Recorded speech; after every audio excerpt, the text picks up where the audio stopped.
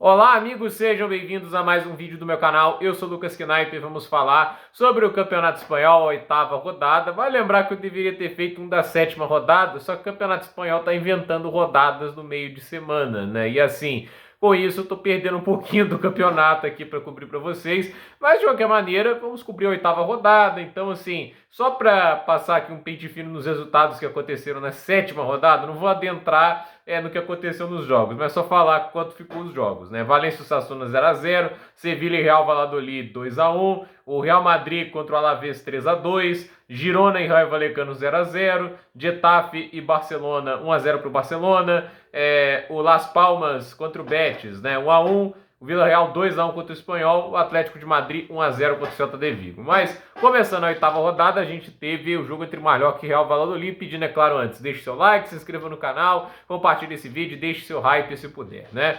Primeiro, falar do Mallorca, né? Uma boa vitória contra o Real Valladolid, fizeram os dois gols no segundo tempo, o Larin e o Fernandes marcaram, no finalzinho o Sánchez diminuiu para o Real Valladolid, mas já era tarde, né? O Real Valladolid que no primeiro tempo pressionou, parecia a melhor equipe em campo, mas no segundo tempo o Mallorca cresceu muito, fez uma segunda etapa muito boa e com mérito saiu com a vitória, então 2-1 para o Mallorca. A gente também teve Getafe e Alavés, vitória do Getafe por 2-0, né? Gols do Anrabarri e a gente também teve o Milha marcando o gol ali que no segundo tempo fechou essa vitória, né? Por 2-0. Melhor equipe em campo foi o Getafe, teve 5 grandes chances contra 0 do Alavés. Foi um jogo assim, que o Alavés chegou até a ter seus momentos ofensivos, mas nada muito especial. Então, boa vitória para o Getafe. A gente também teve Rayo Vallecano e o Leganés. Camelo marcou o primeiro gol para o Rayo Vallecano e depois teve o Juan Cruz marcando o gol de empate para o Leganés. O Rayo Vallecano, que é o time do Rames Rodrigues, que até agora não impressionou tanto, né? Eu esperava que ele continuasse no futebol sul-americano. Eu queria muito que fosse verdade que ele ia para o River Plate, mas não funcionou. O que me impressiona é saber que no Leganés, né, o jogador que está liderando esse ataque é um jogador chamado Sebastian Haller. O Haller, ex-jogador do Dortmund, é o líder desse ataque, até agora indo muito mal, né? Não marcou gols, não deu assistências. Então, assim, eu não esperava que o Haller fosse jogador do Leganés, né? Deu um belo passo para trás na carreira, mas infelizmente também tem idade, tem muitas outras coisas que entram na equação, né? A Real Sociedad venceu, né, o Valência por 3-0, o Takefusa Kubo abriu o placar e depois o Oscarson acabou marcando os outros dois gols que no final deram essa vitória por 3-0, baita atuação por parte da Real Sociedad, dominou o jogo inteiro, 6 grandes chances contra uma, é uma atuação boa aí para o time do Imanol Alguacil Barrenechea, né? A gente sabe que precisava, né? Não é como se a Real Sociedad estivesse jogando um super futebol até agora, mas de qualquer maneira, esse tipo de resultado que pode levar a confiança e, quem sabe, melhorar o momento da equipe. A gente teve Osasuna e Barcelona, uma vitória de 4-2 para o Osasuna. Zaragoza abriu o placar. O Zaragoza, ex-jogador do Bayern de Munique, se não me engano, ele já teve outra equipe do futebol espanhol, agora não vou lembrar se era o Granada, mas assim, ele gosta de marcar gols contra o Barcelona. Virou uma tradição por parte do Zaragoza, muito bom jogador. Budimiro marcou também, né? Um de pênalti, o outro com a bola rolando. Até falei erradamente que ele tinha marcado um hat-trick, né? Foi um erro meu, porque acho que eu me influenciei pelo que o narrador falou. O narrador tinha falado que seria o terceiro gol dele, né? Aí, assim, eu fui ver aqui tentando procurar alguma lógica pro terceiro gol do Budimir, né? E, assim, né? Foi o terceiro gol dele na La Liga, né? Tipo, aí fazia mais sentido, né? Então, 2 contra o Barcelona, né? E não tava fazendo uma super temporada do Budimir, né? Elogiei pra caramba o cara, né? Ele tinha marcado um gol em 7 jogos, né? Agora que ele marca 2, né? E fica com 3 gols em 8, já ficou uma média um pouquinho mais aceitável. Eu também não quis dar a entender que ele era um super craque, ele é um bom jogador para um time como o Osasuna, né? E aí teve o gol também do Bretones, né? E assim, o Barcelona teve que rotacionar a equipe, é muito complicado jogar desse jeito. Quem tá sofrendo mesmo é o Júlio Koundé, né? Porque ele teve que jogar todos os minutos da temporada até agora. Esse tá um pouco cansado, né? Esse tá tendo que jogar muito tempo. E o Barcelona, obviamente, coloca a Champions League com um pouco maior de prioridade, até porque tem as premiações em dinheiro que são muito grandes, né? E o Barcelona não deve deixar o top 4 do Campeonato Espanhol. Então, é melhor ir longe na Champions League e ganhar mais dinheiro por lá para tentar se livrar desse desastre financeiro que o clube está se tornando. Então, assim, 4-2, né? é um resultado bem negativo, mas é muito fruto também das lesões e da falta de profundidade da equipe. Celta de Vigo e Girona empataram em 1-1, né? O Herrera abriu o placar para o Girona e o Iago Aspas acabou marcando o gol de empate do Celta de Vigo. É uma temporada muito discreta do Girona até agora e é outro time que também tem que se virar em várias frentes de batalha, entre eles a Champions, mas é nítido que a perda de jogadores importantes, principalmente o sistema ofensivo, do Brivik para Roma, Savinho para o Manchester City, machucaram e muito a equipe. Então, a ver aí como que eles vão se virar com isso, né? O Atlético Bilbao empatou com o Sevilla, esse empate machuca, né? Tipo, vencendo o jogo todo, né? Aí aos 48 do segundo tempo, o Padilha contra, marcaria ali o gol de empate do Sevilla. Então, assim, o Jaurez Guizar marcou o gol do Bilbao para abrir o placar e depois houve esse empate aí. É complicado, né? Uma vitória que estava parecendo certa para o Atlético Bilbao, criou as melhores chances da partida, mas uma atuação fraca do Iñaki Williams, perdeu boas chances. Infelizmente para o Bilbao acaba um tropeço e é uma vitória que o colocaria no G4. Então, obviamente, machuca a equipe do Ernesto Valverde. E a gente teve também o jogo do Betis contra o Espanhol e a vitória do Betis. E há um destaque aqui, porque talvez o melhor jogador da La Liga até agora seja o Giovanni Lo Celso, porque a média dele, né, das notas que ele vem recebendo no Betis, está me assustando um pouco, né? O Giovanni Lo Celso, meio campista, 5 jogos, 5 gols marcados, 2 grandes chances criadas, 2,6 passes chaves por jogo e ainda tem a questão de ele recuperar 4,4 bolas por jogo.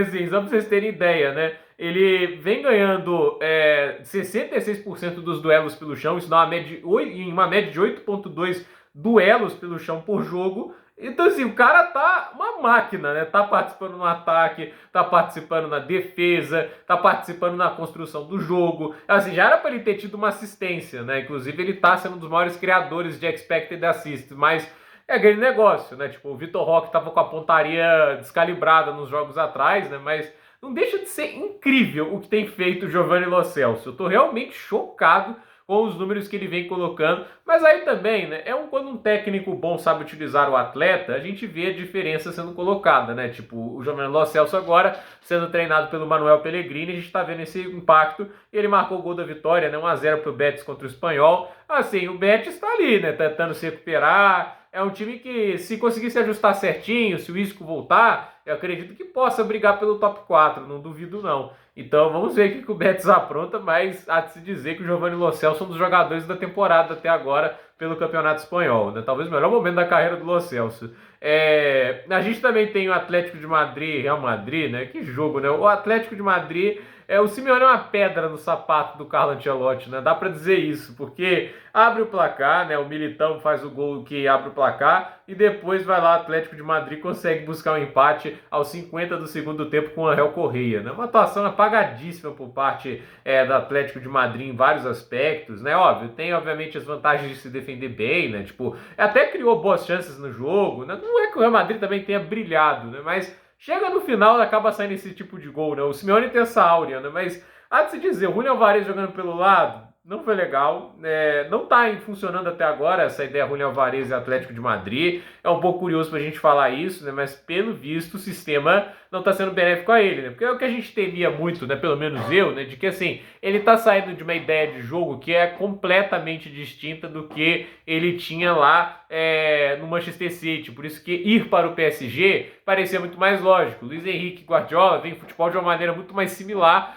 do que o Guardiola e o Simeone. É antítese. E assim, não tá funcionando até agora bem, né?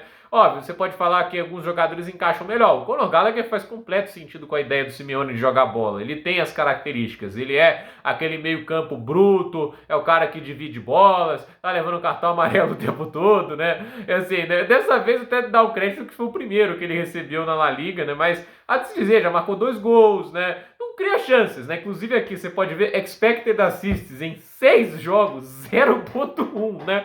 Lo Celso tá com 0,73, né? 0 grandes chances criadas, 0,5 passes chaves por jogo, né?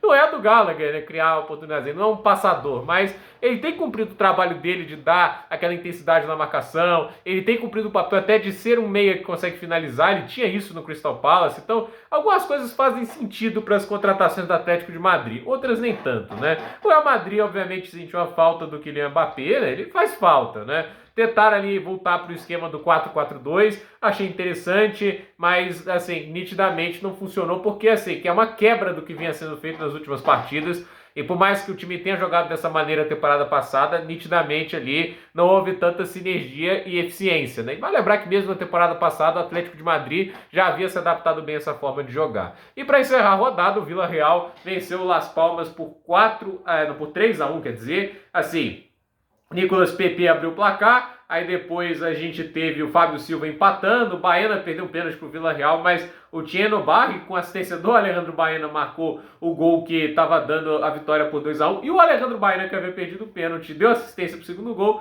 marcaria o terceiro gol lá no apagar das luzes, então 3-1 para o Submarino Amarelo, um dos times mais carismáticos do mundo, pelo menos é assim que eu vejo o Villarreal.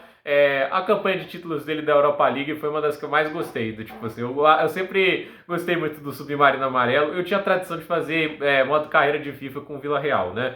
E assim, classificação do campeonato espanhol. Barcelona é o líder com 21 pontos, Real Madrid o segundo com 18, Villarreal é o terceiro com 17, né? We are in the yellow submarine. O Submarino Amarelo tá ali. E por incrível que pareça, com uma defesa horrorosa de 15 gols sofridos, né? Mas o ataque marcou 17, é o mesmo do Real Madrid. Então chama atenção isso, né? O Marcelino Toral montou um ataque forte, mas uma defesa muito vazada. Mas a conta tá batendo agora, né? Atlético de Madrid em quarto tem 16 pontos, o Atlético Bilbao em quinto tem 14, Marlhoca em sexto tem 14, o Sassuolo em sétimo 14, Betis em oitavo 12, o Raio Vallecano em nono 10, Celta de Vigo em décimo 10 pontos, Alavés em décimo primeiro 10 pontos, Girona em décimo segundo 9 pontos, detalhe, o Girona tem mais derrotas do que vitórias, 2 vitórias, 3 empates e 3 derrotas, Sevilha em décimo terceiro 9, Real Sociedade em décimo quarto 8, né, não faz uma boa campanha Real Sociedade, apesar da vitória, o Getafe em 15º, 7, Leganés em 16º, 7, Espanhol em 17º, 7,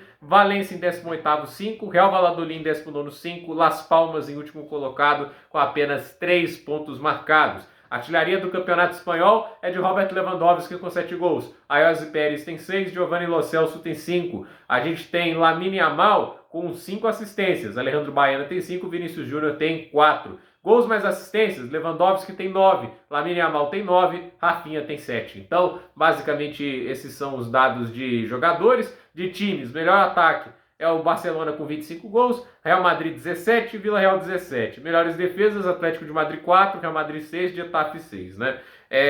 Próximas partidas, né, no Campeonato Espanhol, a gente vai ter Leganés e Valência, Espanhol e Mallorca, Getafe e Osasuna, Las Palmas e Celta de Vigo, Real Valladolid e Raio Vallecano, Real Madrid e Villarreal, Girona e Atlético Bilbao, Alavés e Barcelona, Sevilha e Real Betis, clássico de Sevilha, e Real Sociedade e Atlético de Madrid. Os jogos vão terminar no dia 6, isso me dá um domingo, então graças a Deus, né? Vai dar para gravar no domingo, pelo menos quem sabe dá, né? Então, gente, por esse vídeo é isso, dúvida nos comentários, deixe seu like, se inscreva no canal, compartilhe esse vídeo e até o próximo vídeo.